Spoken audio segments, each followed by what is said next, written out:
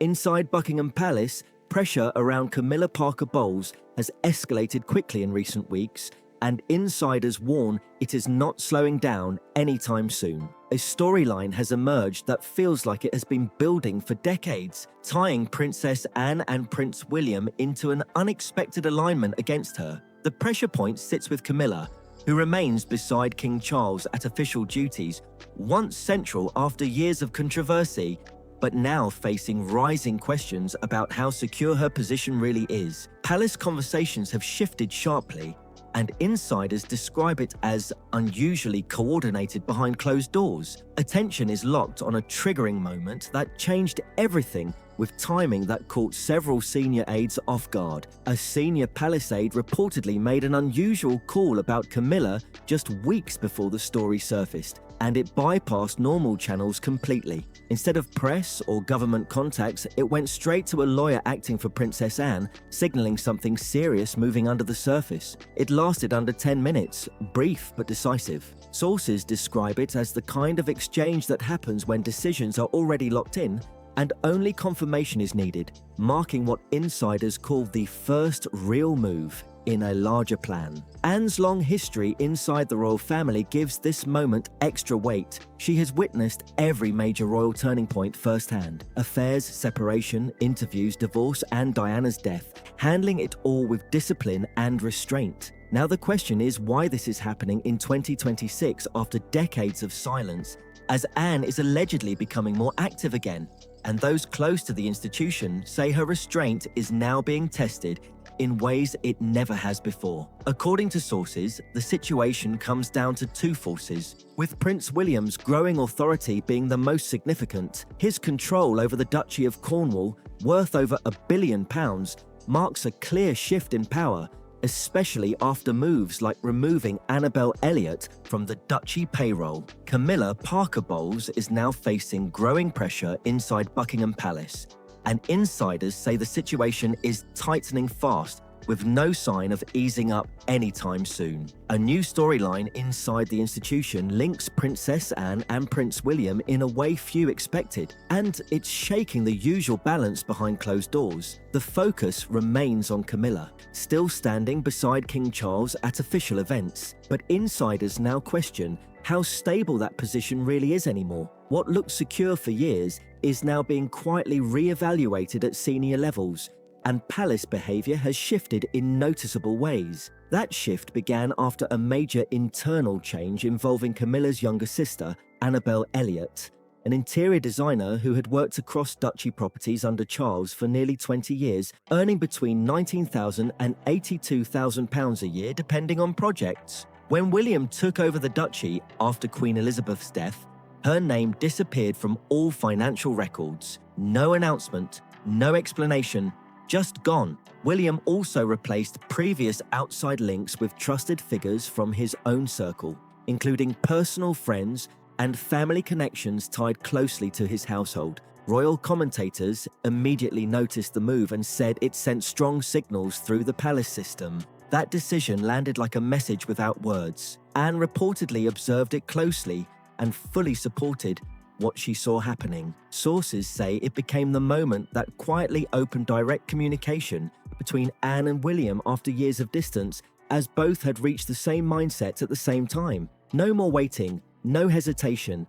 Another major force in this situation is Diana, whose legacy still hangs heavily over everything that follows. August 31st, 2027 marks 30 years since Diana's death in Paris. William was only 15 when he walked behind her coffin through London, a moment still etched into public memory. Now at 43, he has never openly tied his views on Camilla to what his mother went through, but his decisions have long spoken for him. Sources say Anne reached a breaking point in recent months, deciding she was done with silence and restraint, done prioritizing loyalty over conviction, done allowing Camilla to occupy symbolic space linked, in her view, to Diana's legacy. Anne, who witnessed Diana's struggles firsthand, allegedly chose to act, gaining access to something that has made parts of Buckingham Palace deeply uneasy. That access leads to a restricted space at Windsor Castle, known as the Royal Archives. No tourists, no media, no public entry. What it holds is the unfiltered history of the British royal family, letters, diaries, internal correspondence, and private records, showing what was really happening during the most turbulent decades of the 20th century, including the years when Charles and Diana's marriage was visibly and catastrophically falling apart. Access to the royal archives has reportedly placed Princess Anne in a position few outside the immediate family have ever held, and sources say she has been actively reviewing sensitive materials from the 1980s and 1990s with growing intensity. What people already know is only the surface. The 1992 separation, Camilla Gate in 1993, Charles's 1994 confession, Diana's Panorama interview in 1995, the divorce in 1996, and her tragic death in 1997, all widely documented and discussed for decades. But what insiders suggest lies deeper is the detailed internal record, exact notes on who knew what, when they knew it, and how decisions were handled inside the institution itself, exposing layers the public has never fully seen. How Diana's complaints were processed, how warnings were managed, and how the monarchy responded internally to visible crisis are reportedly part of what Anne is reviewing, and sources claim it paints a far more severe picture of institutional failure than previously admitted. Anne allegedly believes this full record must be preserved openly, not softened or controlled by those who benefit from silence, and Camilla is directly tied to that tension, as any complete account of the Wales marriage remains deeply uncomfortable for the current Queen Consort. That belief has now escalated into a stronger position, with Anne said to argue that historical truth should not be filtered, especially not by someone currently occupying such a visible royal role. And insiders say this is creating real unease inside palace circles. The situation becomes even more charged when William is added into the equation because simultaneously his control of the Duchy of Cornwall is shifting financial and structural power in clear ways. The duchy generated approximately £30 million in a single year in 2025. A closer look at William's financial control over the duchy shows a level of influence that insiders say is far more calculated than it appears on the surface. Tenant farms, holiday cottages, the Isles of Scilly, Dartmoor land rights, and commercial investments built over nearly 7 centuries of estate management. All of it now sits under William's sole authority, and people close to Camilla's circle are only beginning to understand how precise that control has become. The earlier removal of Annabel Elliot was only the starting point, and insiders say it carried far more meaning than it first appeared to have. What followed, according to sources,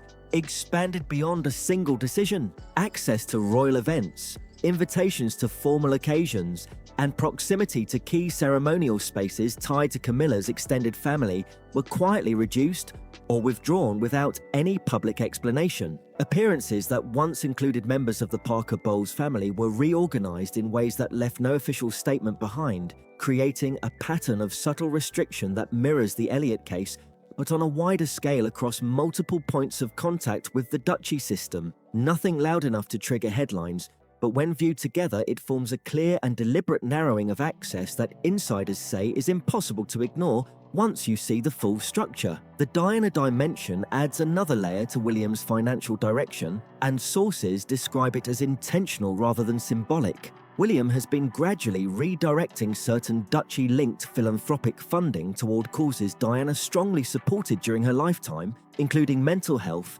homelessness, and HIV awareness, issues she championed at a time when the institution itself often resisted her involvement. Diana was criticized for engaging too directly with causes seen as too sensitive for senior royals. Yet she continued regardless and paid a personal institutional cost for it. Now her son oversees more than £1.2 billion in assets and roughly £30 million in annual income, and sources say he is steering part of that influence toward the very areas his mother once prioritized under pressure from the institution. Insiders claim Anne has privately expressed a sense of approval that reflects how strongly she views these parallel developments. What Anne is allegedly doing with the archives and what William is doing through the duchy are being described by sources as a coordinated two-front shift. One side focuses on historical record, the other on financial direction, and both are said to be moving at the same time under deeply personal motivation, placing Camilla in the center of it all. Her ceremonial presence is also being affected in quieter ways, and this part of the situation is subtle enough that it can easily be missed unless you are watching closely. When Camilla entered Westminster Abbey on the 6th of May 2023, wearing the Girls of Great Britain and Ireland tiara, a piece once favoured by Queen Elizabeth and even seen on British banknotes for decades, it was seen as a major statement of legitimacy and acceptance. For Camilla's supporters, her coronation moment inside Westminster Abbey was seen as a victory. But inside parts of the palace, sources say it triggered something very different, a countdown beginning rather than a celebration settling in. That tiara she wore is expected in time to sit on Catherine's head as Queen Consort, and insiders claim that future transition would completely override the symbolism tied to Camilla's coronation moment. Sources suggest Anne and William both recognise that shift clearly, and they are not approaching it as something distant or passive, but as a timeline already in motion. In royal tradition, symbols are not decorative at all. They represent authority, legitimacy, and continuity, signalling to the institution and the public who holds real influence and whose legacy is being preserved. Over time, Camilla has built a network of patronages, ceremonial roles, and charitable associations that strengthen her position beyond her marriage to Charles. But sources claim that accumulation is now being quietly disrupted. Since Queen Elizabeth's passing, hundreds of royal patronages have been redistributed among working royals, and insiders say Anne has allegedly played a quiet but influential role in some of those decisions, affecting where key responsibilities ended up. Certain high-profile patronages that were once seen as likely to align with Camilla are now described as being redirected through subtle internal adjustments that leave no formal public explanation behind. In 2025, Charles granted William and Catherine the authority to issue royal warrants, allowing them to endorse brands and institutions on behalf of the Crown, a privilege historically reserved for the monarch. That decision was widely interpreted as a clear signal that symbolic authority is already shifting toward William and Catherine, gradually moving away from the current structure and everything tied closely to Camilla's position. Sources also say that how Charles III's reign is being documented through official photographs,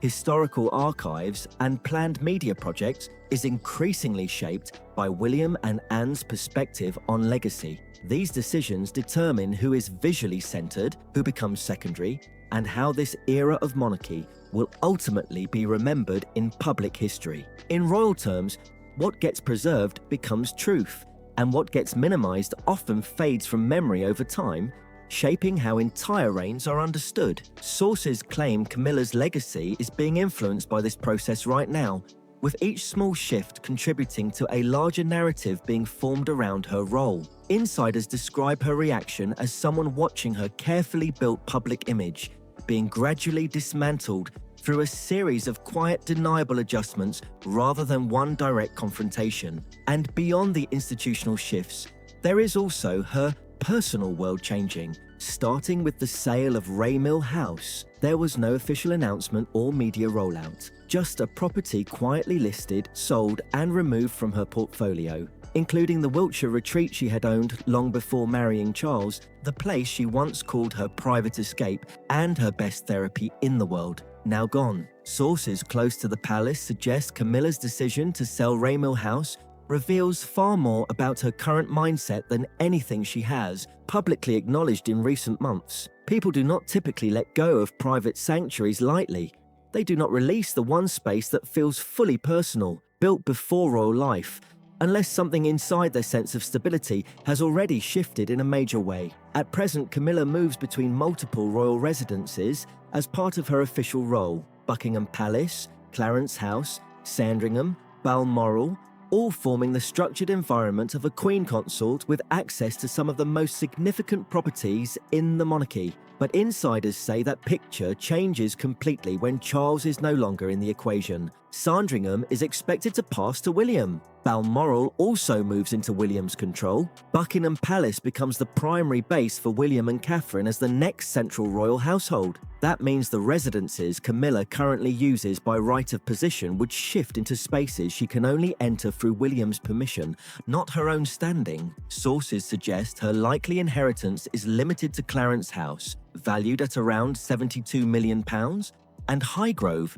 estimated at roughly £39 million. Substantial assets in any normal context, but far smaller compared to what she currently holds as Queen Consort. In practical terms, she would move from a position of full institutional authority to that of a private royal figure, a Queen Dowager in title, dependent on the goodwill of a man who grew up witnessing the legacy of his mother's suffering. Sources say Camilla understands that calculation with complete clarity. The family dynamics add another layer of pressure.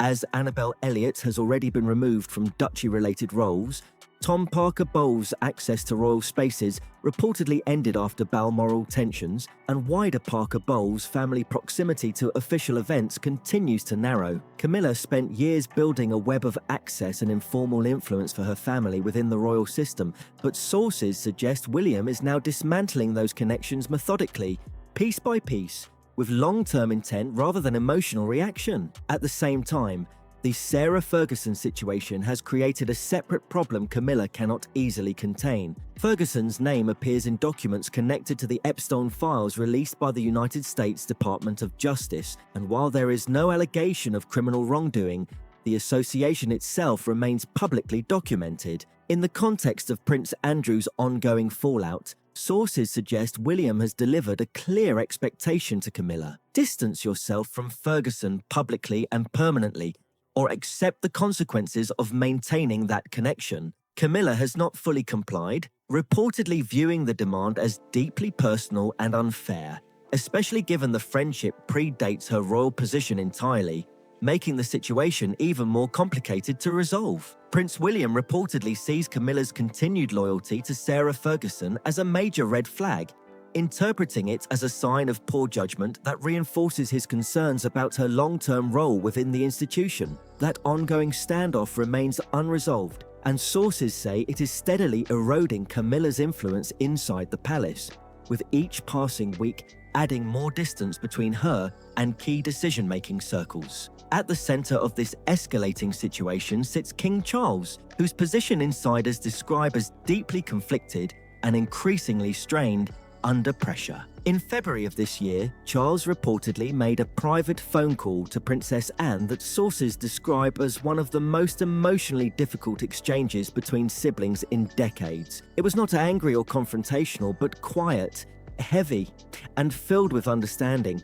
A conversation between a brother who knows exactly what his sister is doing and why, yet finds himself unable to push back with any real authority. The call lasted around 40 minutes and ended without resolution. A detail insiders say reflects just how divided the royal family has become at senior level. Charles is now 76 years old and was diagnosed with cancer in February 2024, with the exact type never publicly confirmed, though treatment has continued into 2025 alongside his ongoing royal duties. While he has shown discipline in maintaining appearances and continuing official engagements, sources say that level of discipline does not translate into the same strength needed to manage intense internal family conflict on multiple fronts. Over the past 18 months, his capacity to intervene in private disputes has reportedly weakened, especially in situations requiring constant pressure and enforcement behind the scenes.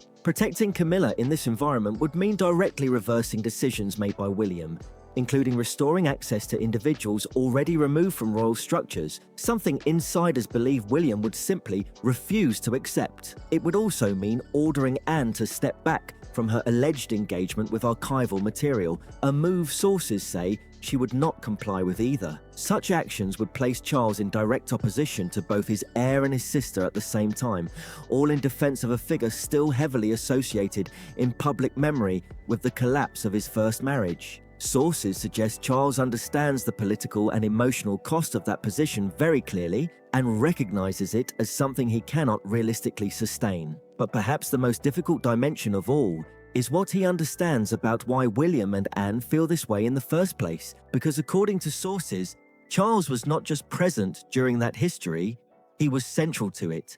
And he is the man whose affair with Camilla became part of the same story Diana described as deeply painful and personally devastating. He is the reason that grief exists, is the kind of idea that hangs over Charles in a way he cannot escape, and sources say it shapes everything happening inside the royal family. How do you answer a son grieving his mother when you are tied to that loss? How do you defend your wife's position when it sits under the shadow of Diana's history? Sources suggest Charles cannot fully argue either side because he understands the weight of it too clearly. At one point, he allegedly told a senior aide he wasn't angry at William or frustrated with Anne, just aware that their actions come from a place rooted in his own past choices. There are two ways to view what is happening: revenge or something more deliberate. Simple revenge would be loud and immediate, but insiders describe something slower and more structural instead. William and Anne are allegedly shaping the monarchy around what Diana stood for: public service,